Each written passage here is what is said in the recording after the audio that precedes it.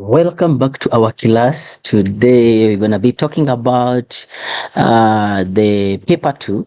This paper two was being written by um, one of the provinces. So we're going to be using it as a guideline for our September exam. Yes. However, we will try to highlight some of the areas where you can focus more related regarding to these upcoming papers. Also, especially for um, those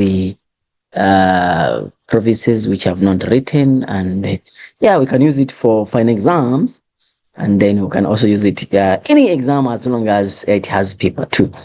Anyway, let's start without wasting time. This is M Saidi as usual. Thank you so much for subscribing, liking, sharing, taking care of this channel. This channel wouldn't have been there without you and without your input for following us. Yes, let's go to question number 1, and then we see what is exactly they are talking about. Question number 1. Which organelle represents the location of extra nuclear DNA in animal cell? When you talk about extra nuclear DNA, remember that we have three kinds of DNA. The first one is the nuclear DNA. The second one is the mitochondrial DNA. The third one is the chloroplastic DNA. So now, if you have the nuclear DNA code of life, basically here we are looking at the nuclear DNA. But we have other areas where you can find DNA in the cell. So if it is a plant cell, we can find it in the chloroplast. So we call it chloroplastic DNA. If it is animal cell, then we're going to find it in the mitochondrion. But because the mitochondrion can also be found in plant cell, then it means that in the plant cell, we can have the nuclear DNA, chloroplastic DNA, and the mitochondrial DNA. But animal cells only have the nuclear DNA and then the mitochondrial DNA. So what does it mean? What does it mean? It means that they said animal cell. If you look at it here, we see that they're talking only about the animal cell. So our focus is going to be on the cytoplasm out, nucleus is out, the mitochondrion, it can be found in plant cell and animal cell. Chloroplast is out. So because this is plant, this is no, this one they said extra nucleus. So the nucleus, they have talked about it. So the only answer which is much more correct is what? Is C. So C becomes the most correct answer. So you get those 2 marks. We go to question 1.2. The main purpose of the genetic cross in the genetic crosstalk diagram is to measure the DNA sequence, not really determine the genetic mutation, not really predict the possibility of the offspring's characteristics, and then solve the what? Solve the crime. So if you look at it here, we see that one of the function, not sequence, we see that when you do the genetic cross, you find what we call the offspring. So the offspring's characteristics can be obtained. So when you do a genetic cross or a genetic diagram, you're able to identify the possibilities of the offspring's characteristics. Yes, so the answer becomes C, so C becomes the most correct answer. Which one of the following is the significance of DNA replication? We see that chromatin network condense, that's the description which happens during interphase, so this is out. Complementary pairing of the nitrogenous bases, yes, it happens, but that's not the function. This will lead to what? So this one goes out. Weak hydrogen bonds break, yes, they break, but it's a description of what happens in the DNA replication or in the DNA in the protein synthesis. But in this case, they're talking about DNA replication, so that's not an answer. So this one goes out. The most correct answer is the only option which is remaining, and they're saying that the genetic material is doubled. You double the genetic material so that when the cell divides, you're able when the cell divides, each cell must have equal amount of the genetic material. So that's the function of the DNA replication, so that it can bring about the multiplication of this DNA, so that during the division of the cell, the genetic material can be equal in each cell. So the answer becomes D. So D becomes the most correct answer, and then you get those 2 marks. Thank you so much for liking and subscribing. All right, we continue to the next point. The biological evolution refers, remember when you talk about evolution, it means that the increase in the complexity of an organism. So when you increase the complexity of an organism, so we call it you're evolving. Yes, but this, because it is about life, that's why you're linking it to an organism. So evolution can happen, evolution of a fawn, evolution of the sun, evolution of the moon, evolution of the what, but because it is about the organisms which have life, then it's going to become biological, because biology means, bio means life. So biological evolution must be referred to the increase in the complexity of an organism which has life. Let's go to the objectives and then we find out. Formation of new species, that's speciation. Gradual change in the characteristics of species, that is also not gradual change in the characteristics of a species. Over time, gradual change. You see, you are changing the characteristics. So this looks to be that correct. Present day distribution of species in the world, that is distribution of organisms, that is by geography. Structures that have the same basic plan but adapt for different functions, though that is homologous structures. So this is also out. This is also out. So the most correct answer looks to be B. So B becomes the most correct answer, and you get your 2 marks. So we go to the next point. Peacock, you know them. Use bright colors to attract the mating. Mating, you know the mating. No, we don't need to explain about mating. Everyone knows about mating. Don't forget to stay virgin. All right. The reproductive isolation mechanism is called breeding, hybrid infertility. No, this is not about the colors. They're saying about reproduction at different times of the year. They're saying use bright colors, attract. There is nothing related to time there. So time of the year, no, out. Species specific courtship behavior. The way how they dance is not the same way you dance when you're looking for the mate. It's not the same way. So basically here, this one becomes the species specific courtship behavior. Each species has a specific way in which it attracts the different sex, the different gender. You understand? During the time of mating. So each species, when the frog is doing it's nice for them, it's ugly for you. But for the frogs, it's nice. So that's how they do their behavior. You understand? Yes. So this is species courtship behavior. Cooperation, you know that the insertion of the penis inside the vagina, that's out. It's not about that. So this is the most correct answer, which is species specific courtship behavior. Each courtship behavior is specific, a specific species. That's what it means. However, humans, some of them are ugly. You want to try everything. I didn't say that. So the answer is C, and then becomes the most correct answer. You get 2 marks. Thank you so much, guys. We continue. Life science is nice, guys. By the way. All right. Mendel, the scientist who played a role in the discovery of DNA. They are not talking about discover the DNA. They're asking the person who played a role. Whatever part you did take in the discovery of DNA, that's what they are looking for in this regard. Let's continue and find out. Mendel, and Crick. Yes, Crick, yes, but Mendel out. That is evolution. Bloom, but this evolution.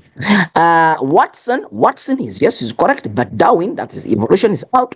Franklin, yes, correct, and Wilkins, yes, correct. So D becomes the most correct answer. James Watson, Francis Crick, Maurice Wilkins, and Rosalind Franklin. Those are the 4 individuals who were participating in the discovery of DNA structure based on our molecular. Yes, so that's it. We continue. Difference between genotype and phenotype is that the genotype is a genetic makeup, while phenotype is external. Genetic makeup, genotype, the gene type. Which kind of gene type do you have? Which kind of genetic composition do you have? That's the gene type. Is it a recessive? Is it dominant? Which type of gene you have? So that's what it means. And then you have the phenotype, the physical expression of an organism. How do I look? I'm dark-skinned, man. You see me. So that is physical expression of an organism. You see? So that is a phenotype. So this looks to be correct. It says saying that the genotype is an allele inherited from maternal origin, while the phenotype is an allele of Norman. They're saying that the phenotype is external appearance. Norman, phenotype, gene type. So it's not about the external appearance. Genotype is the inheritance, while phenotype is not. Man, the characteristics you have, you obtain them from your father and your mother. So since it is like that, then it means that we inherit even the phenotype, because the genotype will determine the kind of the phenotype you have. And this genotype you obtain it from the mother and the father. You understand? So, so this one also out. So the most correct answer becomes A, and A, you get 2 marks in that regard. You see, by the way, life science is so nice and enjoyable. When you try to do this life science, you'll find out that life science is nice. It's nice. By the way, every day you practice life science. How can you fail life science? Let's continue. 1.1.8. The graph below shows the average height of giraffe. Giraffes in different time period used by Lamarck in the evolution theory. All right, it's a story. The average height of giraffes in different time periods. Okay, sharp. Which one of the following is shows the correct percentage increase in the height of giraffe different times of the year or periods? Remember, percentage increase, we say that it is final minus initial over initial and times 100. So I need to find out that if I get the final, is saying that from 20 to 15, yeah, 20 to 15, yeah, 20 to 15, now means okay, from here to here. So if you put this minus this, divide by this, times 100, do you get this out? B, 15 to 10, meaning that final, which is 3.3 minus 2.2 divided by 2.2 times 100, do you get this? If you don't get it, then it's wrong. 10 to 5. 10 is 3.4, 3.3, and 5 it is 4.5 minus 3.3 divided by 3.3 times 100. Do you get this? If no, this is wrong. Then 5 minus 1 or until present, 5 from here until present is 5.5 minus 4.1. That is 1 divided by 4.5. Then times 100. If you get this, then that becomes if it's wrong, then it's wrong. If you get it, then it means that that's the correct answer. So our most correct answer here is D. So D becomes the most correct answer.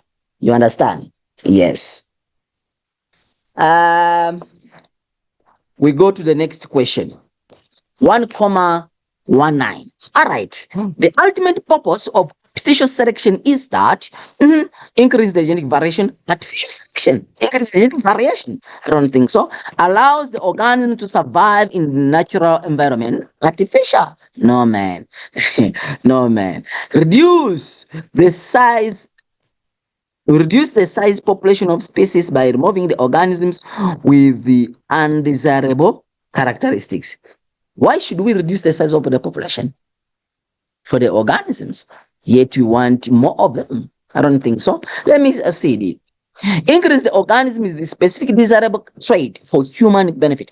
Discard acid, for example, milk, different Characteristics we are looking in organism: meat, disease resistance, meat. I talk about meat because I like meat. Hey, man. Nyama. All right, we continue. 1.1.10. Which organic catalyst is used to cut the plasmid? Plasmid in genetic engineering. Remember, plasmid is that bacteria which, did I say bacteria? Yeah, is found in the bacteria. This plasmid is the one where the enzymes are used. We call them restriction enzymes, basically. We call them restriction enzymes. Restriction enzymes, these are enzymes which cut at a specific area, you understand, of the genetic material. So they are used to cut that plasmid's DNA so that the one which you want to multiply is inserted inside there. So basically, when they say the organic catalyst, definitely we are talking about the enzymes. They are specific, the enzymes, these ones, which we call the restriction enzymes. So they're saying enzymes, okay, looks to be correct. Stem cells, nope. Recombinant DNA technology, nope. Bacteria, nope. The plasmid is found in a bacteria, so it can't be. So the answer is A, which becomes the most correct answer. And that it means that you get 20 out of 20. So you see that, guys, it is so nice chilling, and getting 20 is very easy. Guys, make sure that in these objectives, you get 20 out of 20. Yes, if you see that you have challenge, check out what you think it's not right. There are some answers which you see that this is wrong, can't be. So the remaining one could be the correct answer. So you can use what you call the elimination method. Yes. All right, we got to question terminologies. I like them. I like them. Yes. Pattern of DNA bars, a pattern of bars, black bars, bands on X-ray films where sample is put through special biotech process. So we call these ones we call them DNA profile. These are DNA profile. Yes. Then they're saying that a fluid that has free RNA nucleotides complementary to DNA strand. A fluid that has DNA. When you say that fluid,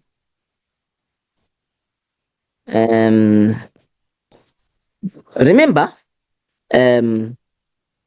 when you talk about free DNA, RNA nucleotides complementary to DNA strand, meaning that this, they are talking about, this is DNA. So where is DNA found? DNA is found in the nucleus. The what? In the nucleus. So if it is found in the nucleus, how do we call the fluid inside the nucleus? What is this fluid called? Since it's the fluid, the one which is outside here, we call it cytoplasm, the fluid of the cell. The one which is found inside, we call it nucleoplasm, the fluid of the nucleus. So the most correct answer here is going to become, we're going to say it is a nucleoplasm. The type of dominance that produce an intermediate phenotype. Whenever we talk about intermediate phenotypes, we're talking about incomplete dominancy. For example, none of the two is completely dominant over the other. It means that each contributes 50%. For example, I always give an example of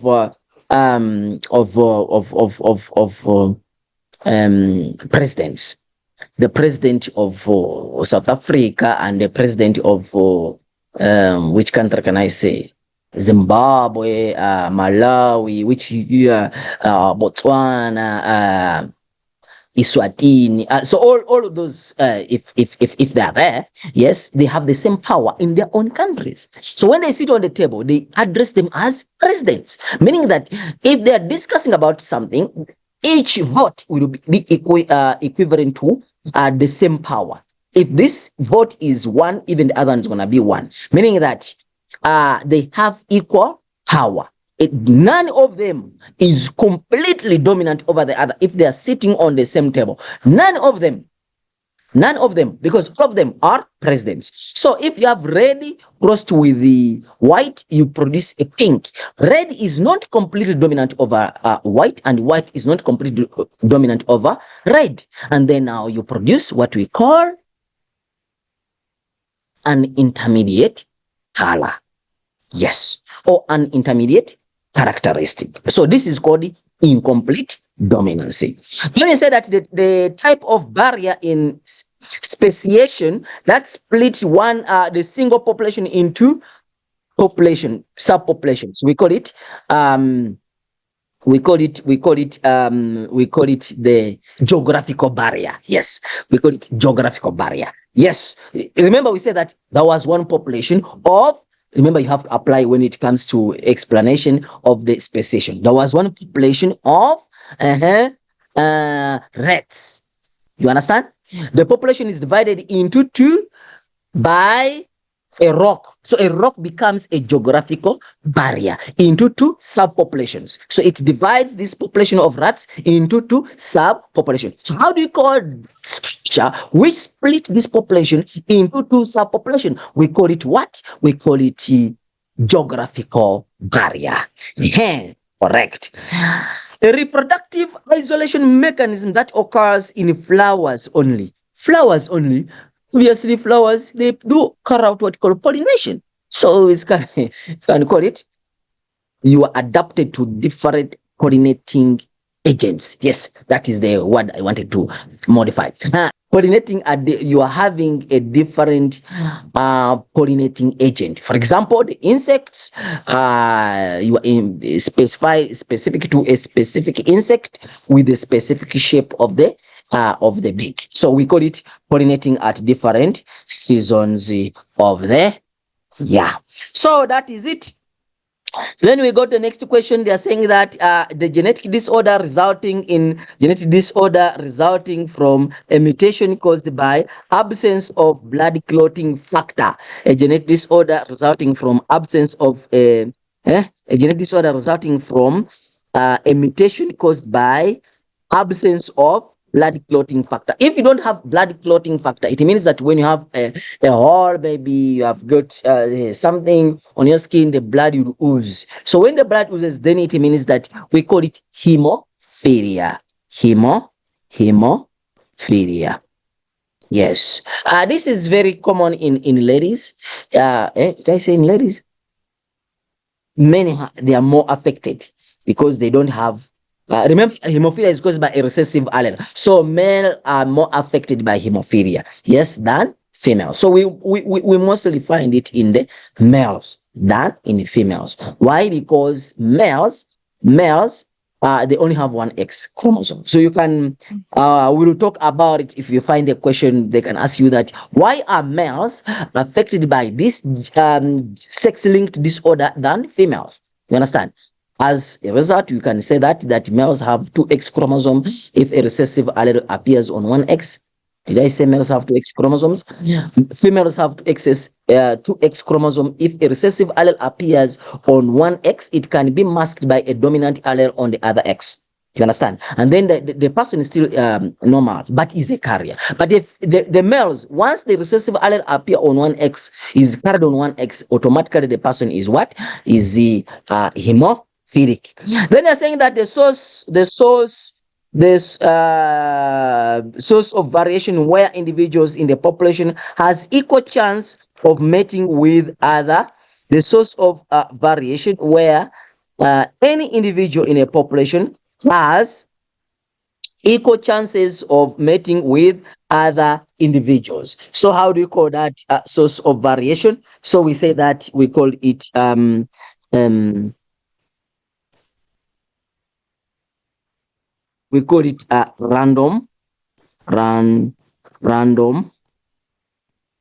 mating. We call it random mating. Then evolutionary theory proposed by these gentlemen. Remember, you have, we usually talk about three of them.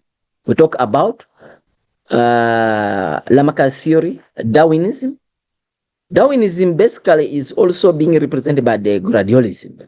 And then we have a punctuated equilibrium. So punctuated equilibrium, which occurs rapidly. It has periods of long periods of no change with rapid periods of change, meaning that they are alternating with one another. So it is the punctuated equilibrium. So you guys, yeah, we got the next question, which is 1.1.3. They are saying that a component of nucleotide found in DNA, component of nucleotide found in DNA and RNA. They're saying DNA and ribose sugar. No, this one is found. This one is found only in RNA, but they said DNA and RNA, so the answer becomes A only. A only. A only. Yes. They're saying that segment of DNA that code for a particular trait. This one is the segment of DNA that control a particular trait. So we call it a gene. It's A only. Advantage of bipedalism, wider view of the surrounding climbing trees. A only.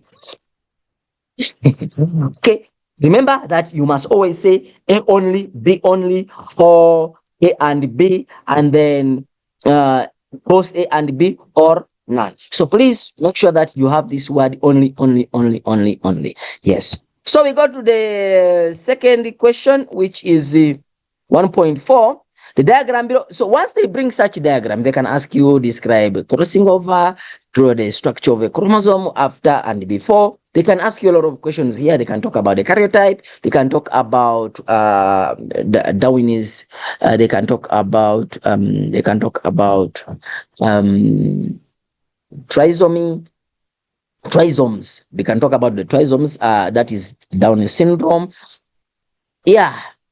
So what are they asking? So you guys, I always tell you that once you find this question, try to rotate it so that it looks like this, so that this and this, they are on the sides. Okay? So once in the side, you can see that this is the middle. So if you look at them, then it means that this is metaphase. And then once they are like this, because these are the spindle fibers, they are radiating like that. They are supposed to be in sides. So once they are like that, then it is easy for you to make it simple. So since it is one chromosome per, if there was another one here, then it would have been meiosis 1. But since it is only one chromosome, then it means that it is meiosis 2. So now we know that that is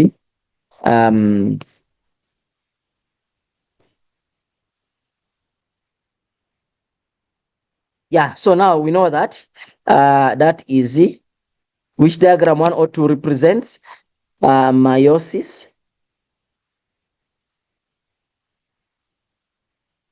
Diagram 1 2 represents meiosis and then represents mitosis. So this one looks meiosis, diagram 1.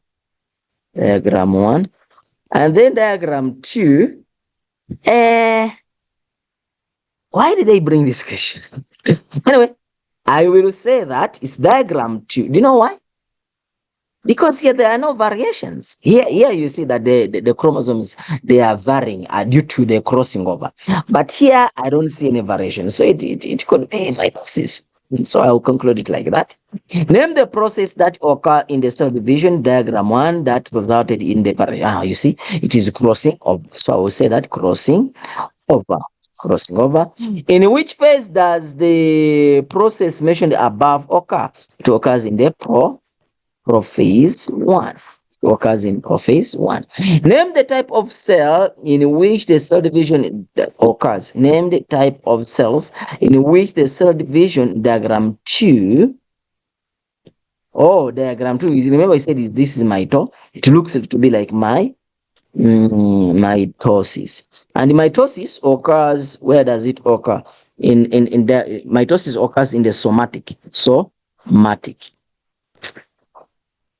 Use this color. Somatic cells. It occurs in the somatic cells. Then they're saying that state the diploid number of chromosomes in the diagram. Diagram 1, diploid number of chromosomes. diploid number of chromosomes in diagram 1. Did I say it's a human cell? Didn't say anything about human cell. So it's gonna be diploid number. It's gonna be 4. And also this one is gonna be 4. So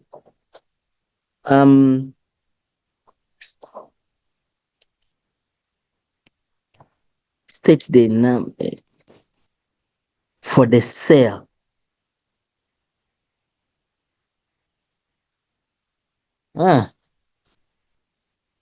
No, in diagram 2,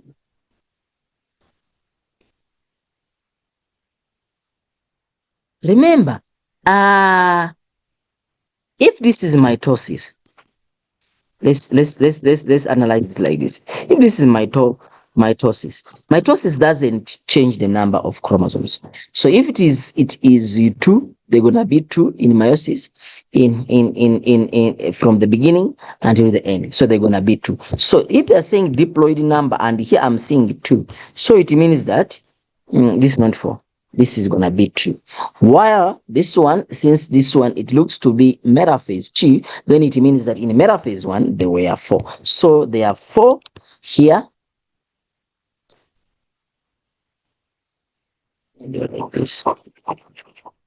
There are 4 here, while here there are 2. Why? Because in mitosis, the number of chromosomes don't change, while in meiosis, the number of chromosomes change. And if you look at it here, this is meiosis 2. That means that in meiosis 1, the number of chromosomes divided. So since these are 2, so in meiosis 1, then it means that there were 4.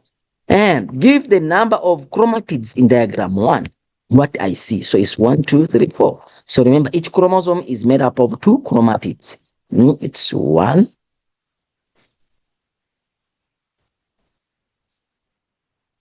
Check. It's this. Then it's that. So it's this 1. So if I have 2 chromosomes, so it's going to be 1, 2, 3, 4. So the answer here becomes 4. In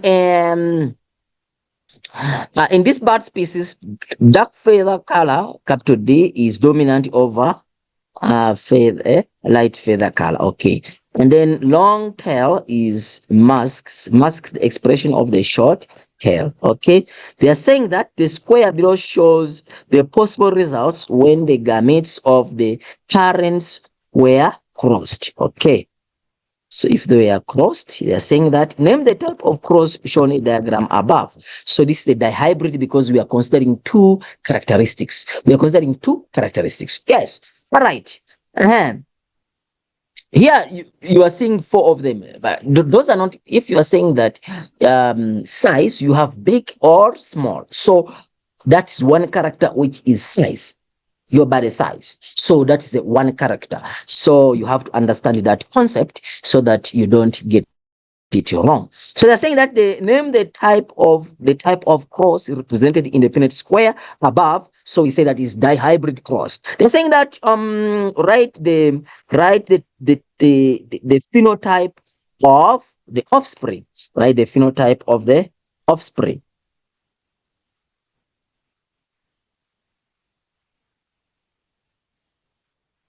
Just a moment. Write the phenotype of the. Just a moment.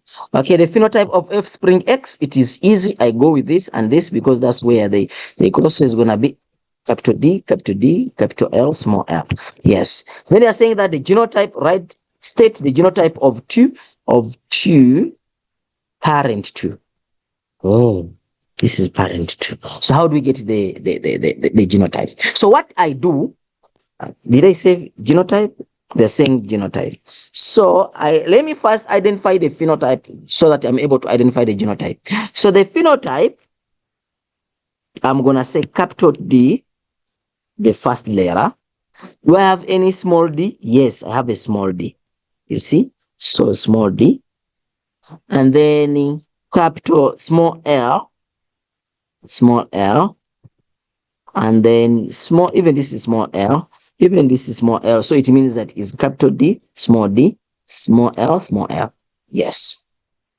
So this is the genotype. Capital D means what? We come back and then find out. Capital D is dark feather.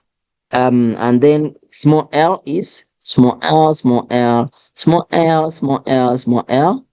Mhm. Long tail masks the expression of the short tail. So this is small l. So it means that it's gonna be dark feather with short tail. Yes, so that is going to be the most correct answer. Mm, yes.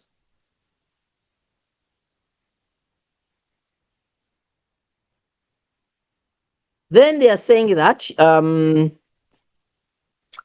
the dominant, the type of the type of dominancy, the type of dominance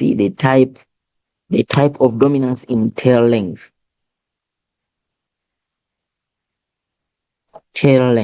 with tail length.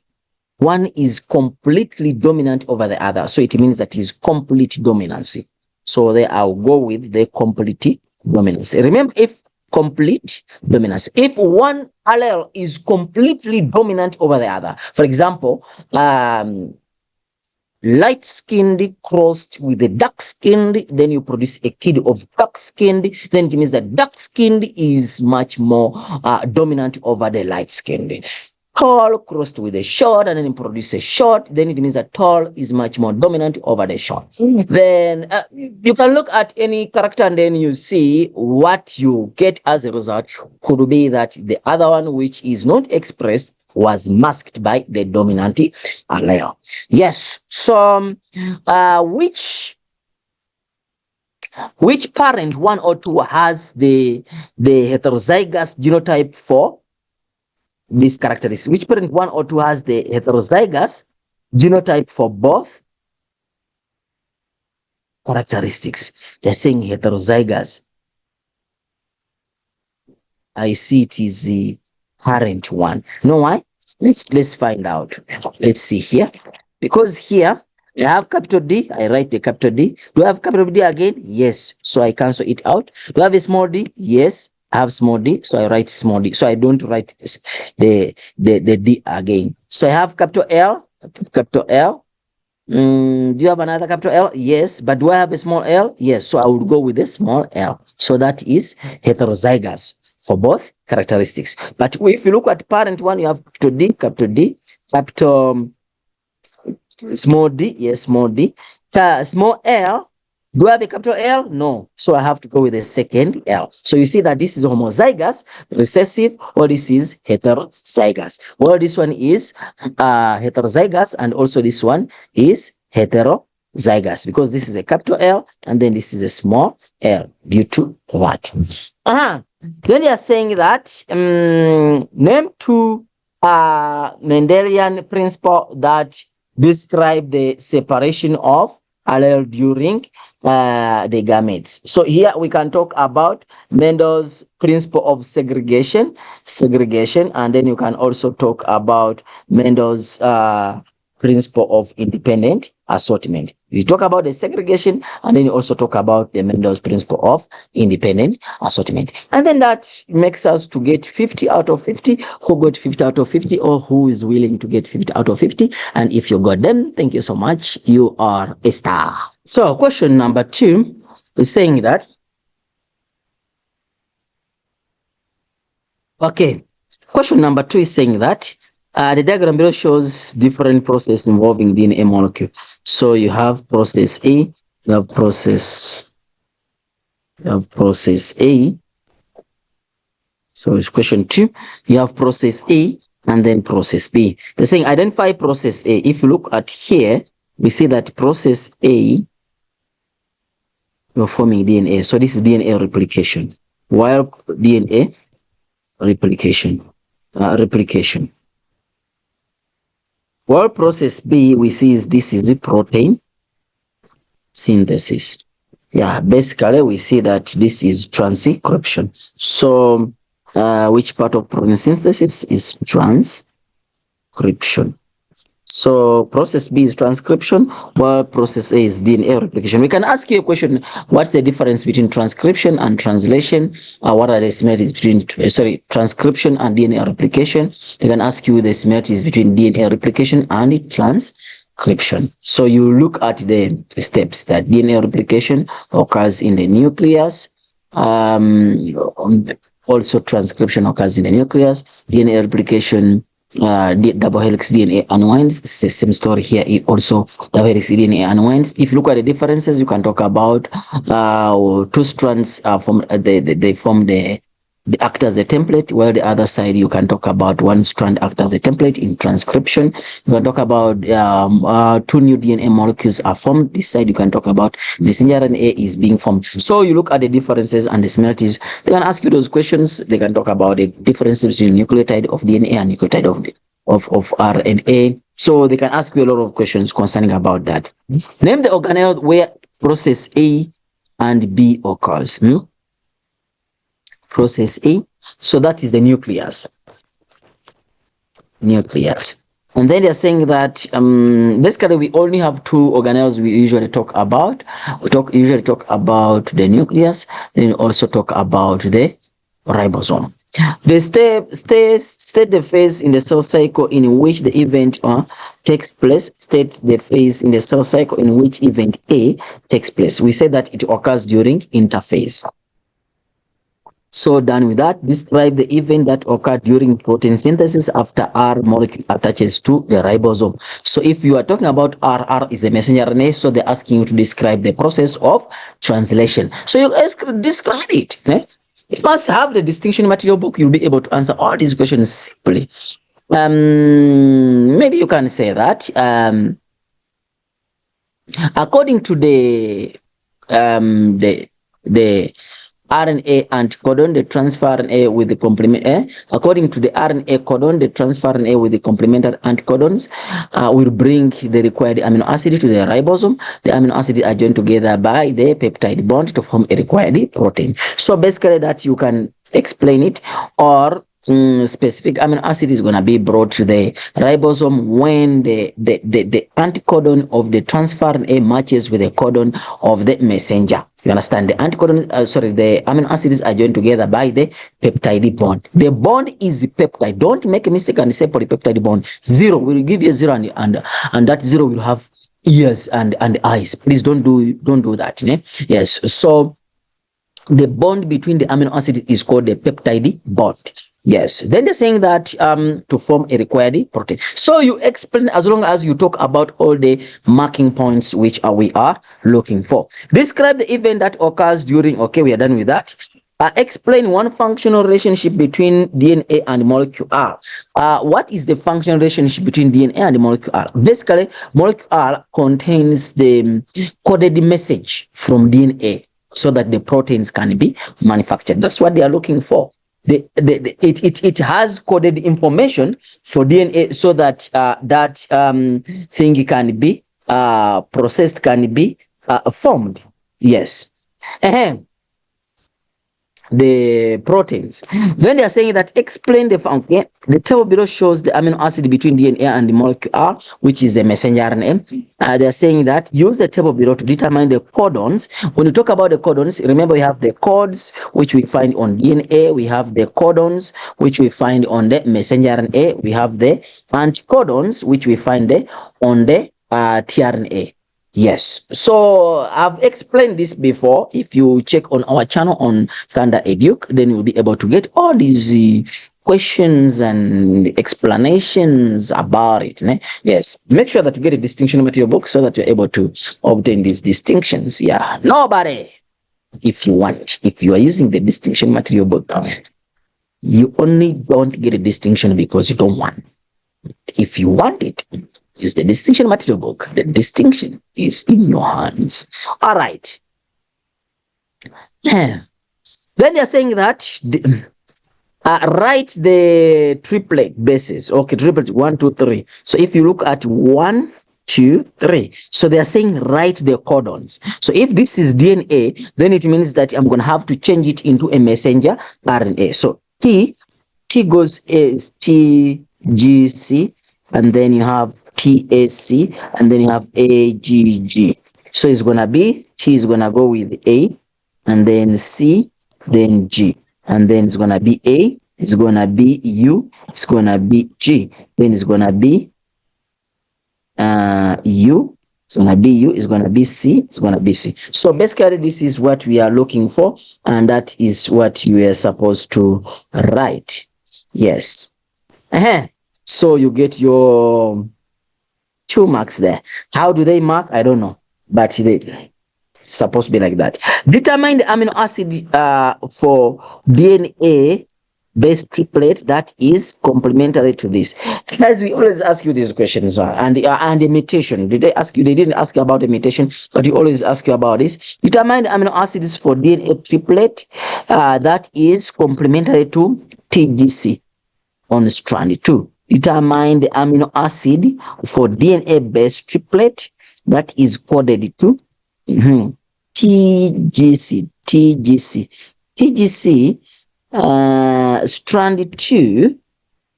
Strand 2 is DNA, and what is here is also DNA.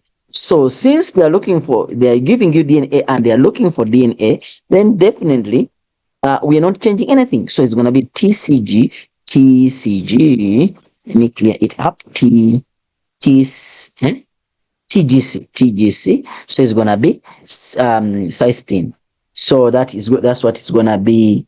The answer. Let me check properly. Yes. Cysteine. Determine the amino acid for. Let me first clear it up so that I don't want to make a small mistake, and then yes, they're saying that determine the amino acid for DNA the DNA base, the amino acid for DNA base triplet. Okay, that code that is. Oh, you see, that is complementary. You see, because this thing was covered. So you see. Let me just do like this. Yeah, guys, make sure that you're always keen. They're saying complementary. So this is complementary. This is C. So what is the complement of this? T goes with what? Goes with A. G goes with what? G goes with the C. C goes with what? With the G. You understand? With the C, né? This is C, it goes with the G. So it means that this is still DNA. It's still DNA. It's not messenger, because what is given here is DNA. So it means that what I'm going to say that this is just they are looking for the complementary. You understand? So since they are looking for this, so I'm gonna look for this. So it's gonna be ACG,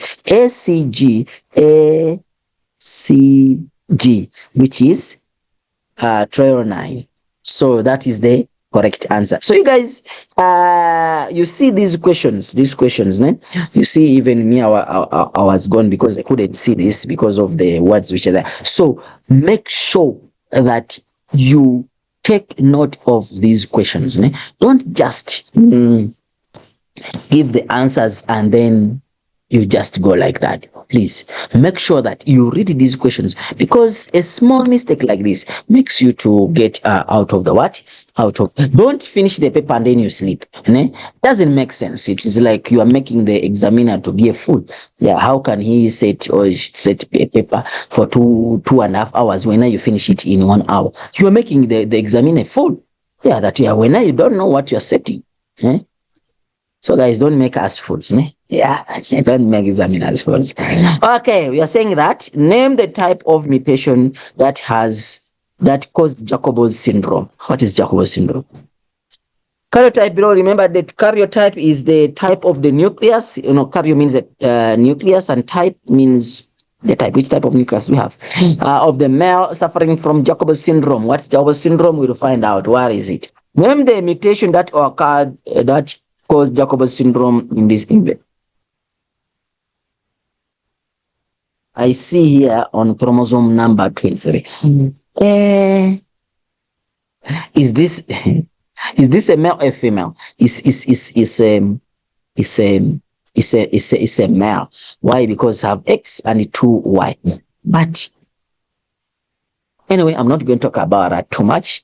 I'm just answering a question which they said, and then yeah. So in most cases, we don't bring these questions which we bring the one which has the trisomy is on chromosome number 21.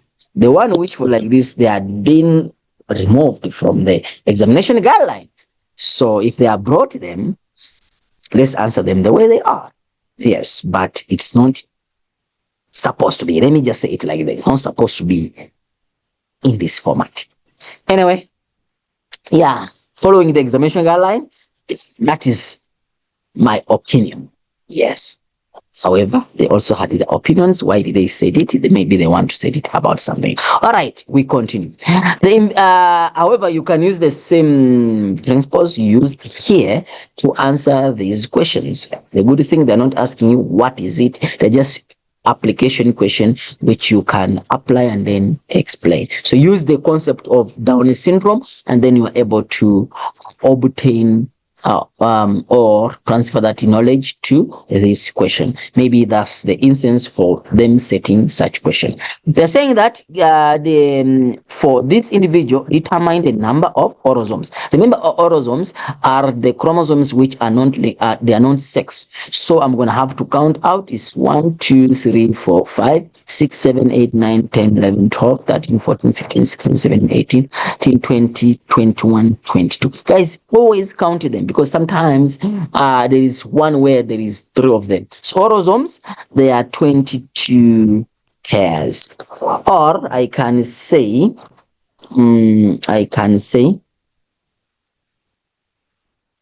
they are 44. Yes. Then gonosomes, we see them, there are 3 chromosomes. Yes, I can't say 3 pairs because they are just 3. 1, 2, 3. So these are 44 chromosomes, not pairs. Yeah, 22 pairs of chromosomes or 44 chromosomes. Use letter X and Y. Write the gonosome of this individual with Jacob's syndrome. So we see that this is X, the one which is long is X. Let me clear it up so that you're able to view. This is X, this is X, this is X, and then this is Y. So basically that is it. Yes, they're saying describe the way in which the karyotype of the person with the Down syndrome will differ from the one mentioned above. Remember, Down syndrome, the trisomy is basically happening on chromosome number 21. Like the 3 chromosomes will appear on chromosome number 21, while this one it appeared on chromosome number 23. You understand? Yes. So basically, the trisomy 20 Down syndrome, it occurs in the autosomes, the autosomes which are non-sex chromosomes, while this one occurs in the sexy chromosomes, which we call the gonosomes. So I think that's it. Explain how the error during the gamete formation in meiosis 2 could result in the Jacob syndrome. Then it means that if you look at this, what happened is this could be for a female or it could be for a male. But what happens? It means that during anaphase, yes, the chromosomes for the chromosome pair, like 23, one pair, the 23rd chromosome is supposed to, for example, this one is supposed to split like this. But now, it is in metaphase. So during anaphase, they are supposed to split so that they look to be like this. So they are moving in opposite poles. Yeah. But now what happens on this gonosome? What will happen? This chromosome, which is the gonosome, for example, instead of this one, instead of them, instead of splitting like this, both of them are going to go to one side, meaning that leading to this other side having nothing. So we're going to result in this cell having two of the gonozome. You understand? And then this side there's nothing because nothing went there. It's only have these orosomes which are there. So it means that if this was a male, no, it was a male, yes, is going to have X. You understand? Two of them, X. So if it was a male, it's going to have Y, Y. And then this one is going to have an X. 0. Nothing is there. So there is no gender there. So if this cell fertilizes a female ovum, the ovum, the ovum, yes. So what is going to happen? It means that the ovum is going to bring X, so that now this individual is going to have one X and two Y chromosome. So that is what is supposed to be. So basically here now this junction occurs as the failure of the chromatids fails to separate at position 23. So that's what we talked about. And then he said that during in anaphase 2, because this is they are saying in meiosis 2, and non-distinction occurs in anaphase 2. During anaphase 2, the sperm cell will have an extra chromosome, you see, due to the failure of them to separate. When it fertilizes a normal ovum, yes, the individual is going to have one X and two Y chromosome. So, which is what we call the Jacobo's syndrome. But I talked about it that in most cases, we don't usually set this. I think they were just setting it to link it to Down syndrome. We like it to bring it to Down syndrome. And then if you see how I was explaining it related to Down syndrome. But instead of writing 21, chromosome number 21, I used the chromosome number 23. Yes, so that is it. And then we are saying that 2.3, they're saying that state the phenotype of anger. Okay, here we are having this and this. So to know the phenotype, you need to know what is the kids. How many generations? There are 2, 1, 2, 3. So there are 3 generations. How many kids are for James and Anga? Is 1, is 2, is 3. Okay. Someone is going to ask, how is it 3? Because this shows that it gave rise to that and that and also that. So this they just got married to those kids. So they're saying that the genotype of this, so if this is blood group A, they produce blood group AB. Definitely this is blood group B. You understand? So that this person, since this blood group B, blood group, yes, they produce this. They produce this. Why not blood group AB? AB. Because if there was blood group AB, then it means that the genotype is going to be like this. There is no way how they're going to produce handle. So it means that this one is blood group A, heterozygous, and this is blood group B, heterozygous. So that this and this, they combine and they produce tandem. Yes, so it means that Anga was blood group B. Then the genotype of individual that plays codominance, which is codominance, that is blood group this AB. So the genotype, so definitely it's going to be A, B, because they're looking for the genotype. They're saying that give the number of individuals with homozygous recessive allele, that is blood group O. That is blood, but they're saying give the number. How many are they? So it's 1, it's 2. So it's going to be, in this answer, this question is going to be 2 of them. Explain why the future children of JD and Lisa could display different blood groups compared to their current children. Lisa, JD and Lisa. Have to look for JD and Lisa. So since JD and Lisa, this is A, this is B, this is A.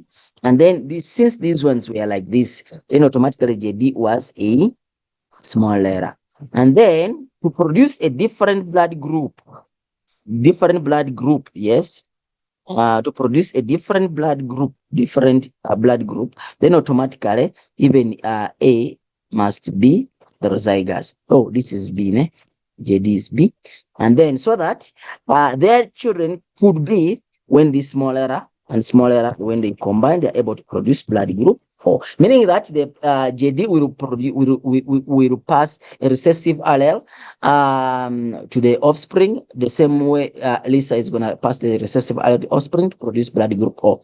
But I need to find out what is the genotype of Lisa, which is blood group B heterozygous, and also JD is blood group B heterozygous, and also Lisa is blood group A heterozygous. So you see that to obtain any answer related to this, make sure that you look at the babies they have done what they have produced. Then you are able to obtain those blood groups. Yes. So we go to the next question. Use the genetic cross to show the percentage possibility of beta and Oneka having children with blood group O. So I have to go back and look for beta. Where's beta? And then Onek. What? Bela and Onek, the same genetic cross.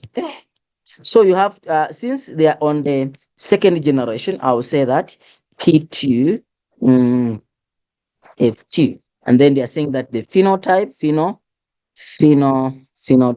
I told you that this one mark is obtained free, mahala. So genotype, I come the question, they're saying that Baila, blood group what? Blood group of blood group what? Baila is blood group AB of blood group AB crossed with Onika of blood group what? Of blood group of blood group O.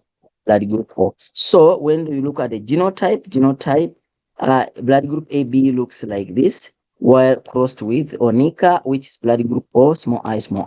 Then they form meiosis.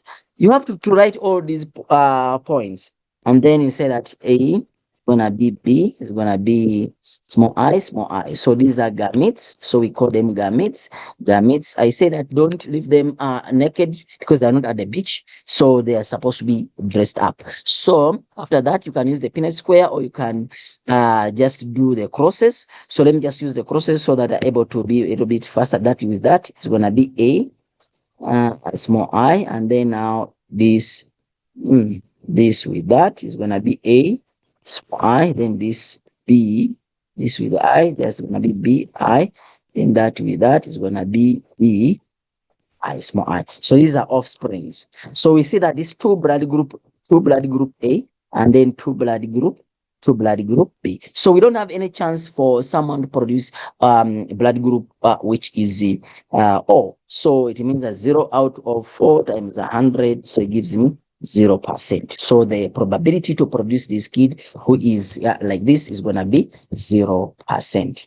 Then we go to the next question. This is genetic engineering. We can ask you genetic engineering questions. We can also ask you about stem cells. Yes. So the type of cell produced by meiosis that is extracted from the donor kernel. So we look at this. This is a somatic cell. This is a somatic cell, and this is the ovum. That's the gamete. So somatic cells are always diploid, while this one are always haploid. So that now, because we're looking for the animal which looks like this, so I'll keep the nucleus here. Check, this looks like this. So it means that we use the genetics of this, which is the somatic cell. So it means that I'll keep the nucleus here. I throw away the shell. Here, I throw away the shell. The nucleus, I keep the shell. That's why you see the nucleus here looks like the nucleus which came from here. You see? And then if you look at the shell, looks like that of thick and thick. So now when you have this, we use what called a mild electric shock to combine the nucleus from here and then the shell from here. So we combine them together using the mild electric shock. Then now these embryos are being developed, meaning that they have the genetics of this. But because this embryo, this cell looks like a zygote, because remember zygote, it has a sperm, and the sperm only the nucleus fuses, and then the ovum. So this nucleus of the sperm goes into the nucleus of the ovum. So outside is the ovum and the inside is diploid. So since this is a diploid, yes, and the nucleus outside here, this is the membrane we used, looks like this. So this cell looks like a zygote. So it's not a gamete. Why? Because this is 2N, it's a diploid. So now it undergoes mitosis to form a ball of cells which develops into embryos. So these are being implanted into surrogate mothers, and then each surrogate mother develop, remember these are just stem cells, the function of stem cells, then they develop to form mature babies, and these babies are being released. So that is it. So name the type of cell produced by meiosis that is extracted from the donor cell. The type of cell produced by meiosis that is extracted from the donor cell. So we're gonna call it a gamete. Yes, basically it is ovum because it is a female. They're saying the organ where implantation takes place, it takes place in the uterus. Uterus. They're saying the cattle counted to be 63% of 395 different cloned animals in the particular country. Calculate the total number of cattle that were cloned this country. So this one is simple: 63,3 divided by 100 times 395. So the answer you get, that is the answer. I don't have a calculator here, so you can calculate and then you find what is the answer there. Then they are saying that explain how the process of cloning will affect the variation of the cattle. Obviously, cloning result in the identical organism. So it means that the variation is going to be reduced. So it's going to be reduced variation. Suggest the different characteristics desired by human that influences the cloning of the 3 characteristics desired, like meat. You can talk about meat. You can talk about resistance of diseases. You can talk about meat, resistance of diseases. You can talk about milk. So all those can be used to clone, be reasons to clone these organisms. So this question is also 50. So if you got 50 out of 50, congratulations, you are a star. Let's go to question number 3. Go to question number 3. They are saying color blindness is a sex-linked genetic disorder that is characterized by the genetic defect on X chromosome. The moment you say X chromosome, then it means that you want to use X and Y. They're saying that the people with color blindness cannot differentiate between certain colors. The table shows, okay, according to the table, which region has the highest or has the lowest percentage of male with the color blindness. So if you look at it here, we shall see that this is the answer. So it becomes Sub-Sahara Africa. This is just a question which is an application. It can be changed. It's easy to answer. Yes, suggest one reason why the results in the region identified in the question might not be correct. Why should we? Why should you, do you think? Maybe there are no proper facilities which are used to test. Yes, maybe the facilities are not there. Maybe there is lack of reporting of some cases might not be reported, and then so the information could be wrong. So things which can make the results not to be right, or not everything which has been collected could not be right, or some information might be missing. Yes. So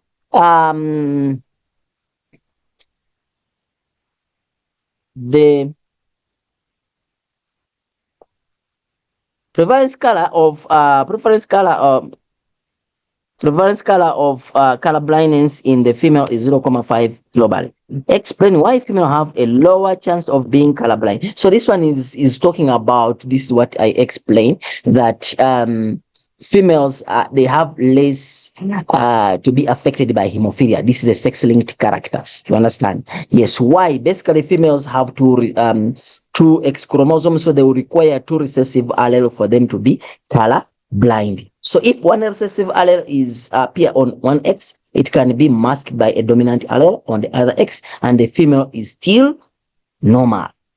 However much is the carrier, but it's still what? Normal. So females will require 2 recessive allele on the X chromosome for them to be color blind. You understand? Therefore, it means that even if one recessive allele appear on X, then it can be masked by a dominant allele on the other X, and still the individual is still normal. Then you draw a bar graph, you guys. This is question you must be knowing. Make sure that the bars are the same size. Make sure what you have here This is X, this is Y, so this one goes to X, so it comes here, and then these numbers, they go here on Y. You can't have words here, never, on Y-axis, no. They must always be on the X-axis. Then you put the caption, make sure that the caption, you put them properly. Make sure that what you put here, you put units if the units are there. In this case, the unit is percentage, so the percentage must be there. Countries, region, is basically, these are countries, so you can put in brackets a region. So it can be something like a unit, and then it must be indicated there. And then make sure that these bars are the same, the spaces between the bars are the same. Then you'll be able to obtain all the marks, the 6 marks they have given you. Then we go to question 3.2. 3.2 is a little bit easier. They're saying the diagram below shows the scar of hominid ancestor. Yes, the hominid ancestor, and they used tools as their evolution. So they are looking at the evolution, the tools they used as their evolution. Okay, they're saying state the line of evidence for human in evolution. In the diagram, state 2 lines of evidence for human evolution in the diagram. So in this case, we see that we have the tools, and then we have the fossils. So remember, when you're explaining, you don't say tools. Remember, the evidence is cultural evidence. Example of cultural evidence is use of tools. So the answer here is cultural evidence, and then here number 2 is fossil evidence. Then they're saying that name 2 Australopithecus africanus species found in South Africa. We talked about them: Taumchad, Barefoot, and Mrs. Place. So this one are easy to identify. Identify the type of tool used by species with the largest cranial capacity. So if you look at the tools they use with the largest cranial capacity, so we see these are the tools they used. Then they're saying that how many genera are shown in the diagram. So if you look at the genera, we look at the first, like the surname. So we see the Homo is 1, is still Homo, Homo 2, and then this is 3. So there are 3 genera which they shown in that diagram. They're saying that based on this diagram, the Handyman species was in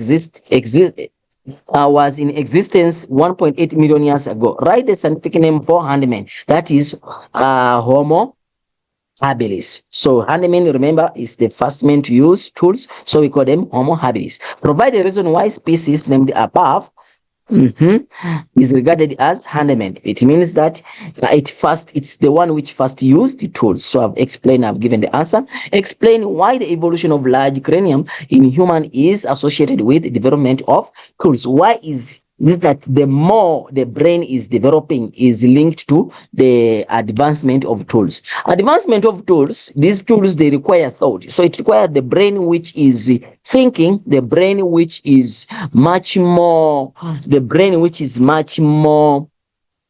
how do I call it? Much more developed to think and develop these tools.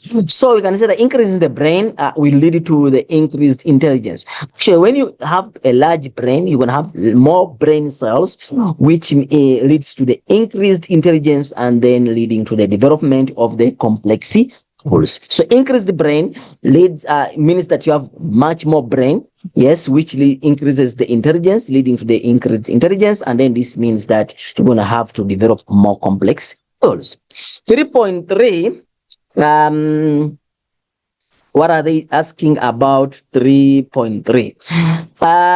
Here is an extract you're supposed to read, and then you're saying that lactose intolerance refers to the ability to digest lactose sugar into glucose, and lactose tolerance individuals do not experience comfort after drinking milk, eating dairy products. Lactose. However, some individuals struggle to digest lactose due to the representative production of lactase enzymes, and then classified lactose intolerance. Such cannot be.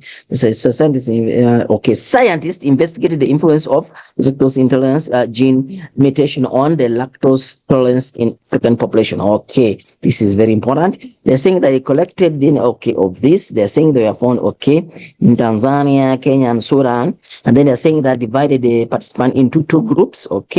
They're saying that Okay, I'm seeing the groups gave the participant lactose sugar solution to consume daily.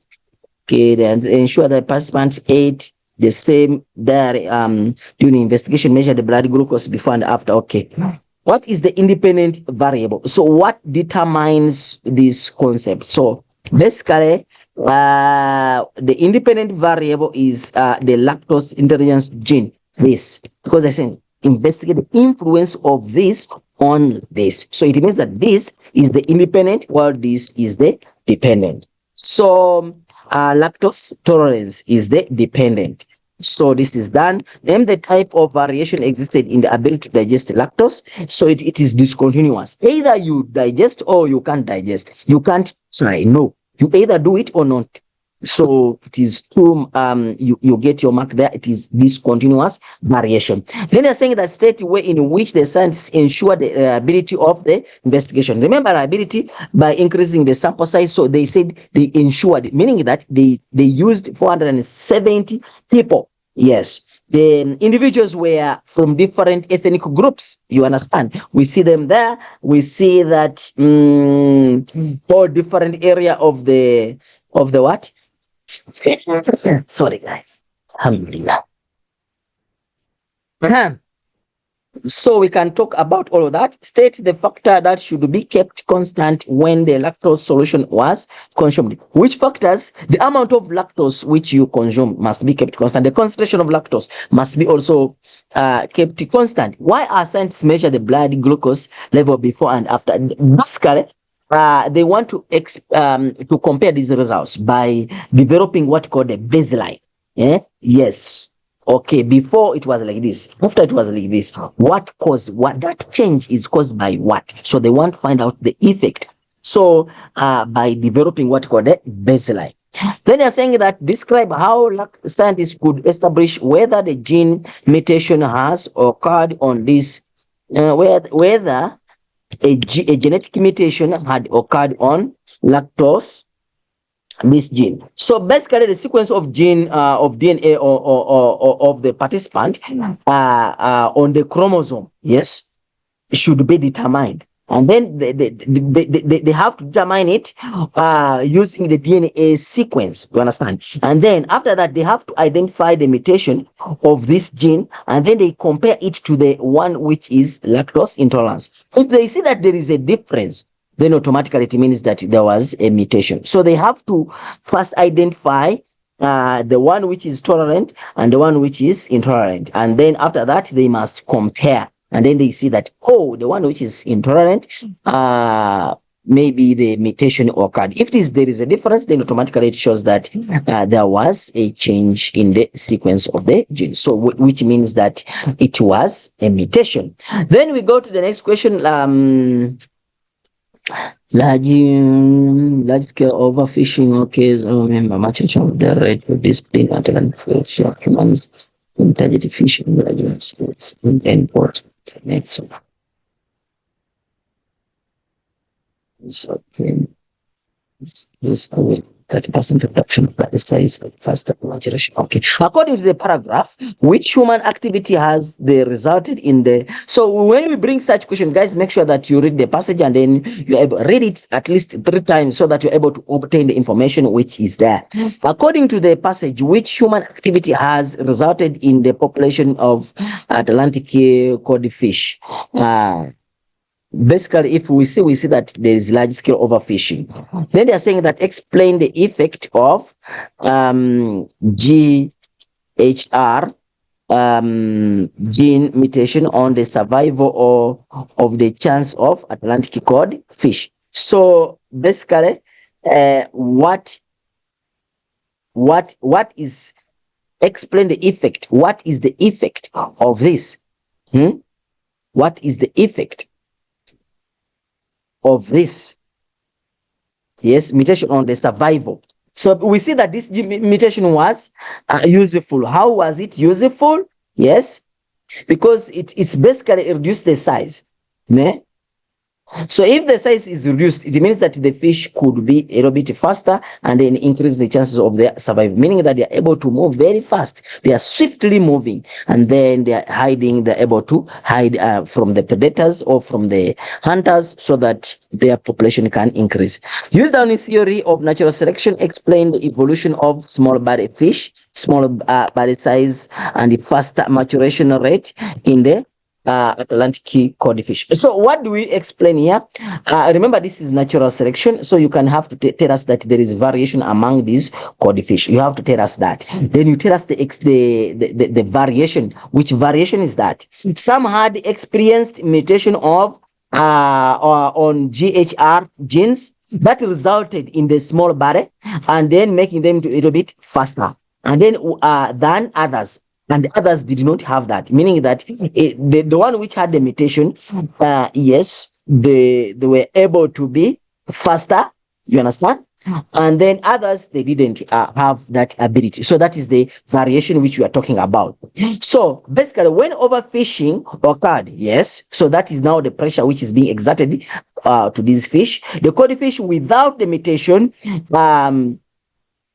what happened to them? Meaning that they could move less. So they were being hunted, they died in large numbers. All those ones with the mutation, they could move faster, so they survived in large numbers. Do you understand? So they reproduced also in large numbers. They passed the allele for this mutation to the next generation. And then after many generations, it means that the next generation will have a higher proportion of this codfish with this mutation, and then with a less proportion of those ones without that mutation. So basically, that's what you're supposed to explain. Please don't confuse this natural selection with speciation, because in most cases, students confuse this and then they end up losing the mix. They are saying discovery, there's so many passages. Discovery of fossil in remains of 87 million years of scientific Europe understand the this call found in this transition has a transitional future similar to that of Africa. Okay, name the hypothesis of human origin that is being challenged in this passage. So we call it the out of Africa hypothesis. We don't have any other hypothesis. State the hypothesis mentioned above. Modern humans, the word modern must be there. If you don't put it, remember we have different humans, homos. All homos are humans, but the modern is the Homo sapiens. So you have to be specific and say that modern humans originated from Africa and migrated the rest of the world. Yes. Then they're saying that describe 3 characteristics of the skull that were similar to that of these African apes. So foramen magnum at a more backward position. Yes, it is in a more backward position. And then you can talk about large brow ridges. You can talk about they were prognanthus, meaning that they were prognanthus, meaning that more protruding jaws. Yes. And then you can talk about the rectangular palates. So the way how these apes were. Yes, they're saying that what is the name of the birthplace where most fossils of mankind were found? So this is cradle of humanity. So basically that is the paper, and since the paper was not that difficult, I see that you guys will make it, and then we see that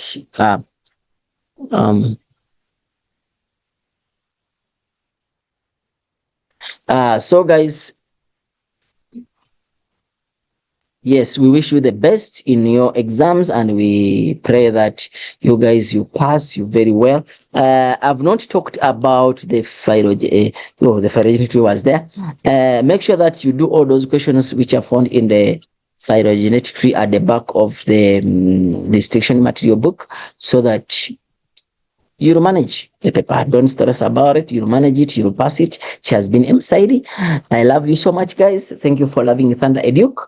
And just know that we are here to see that you guys, you become responsible citizens who are not just citizens, but those citizens who are rich.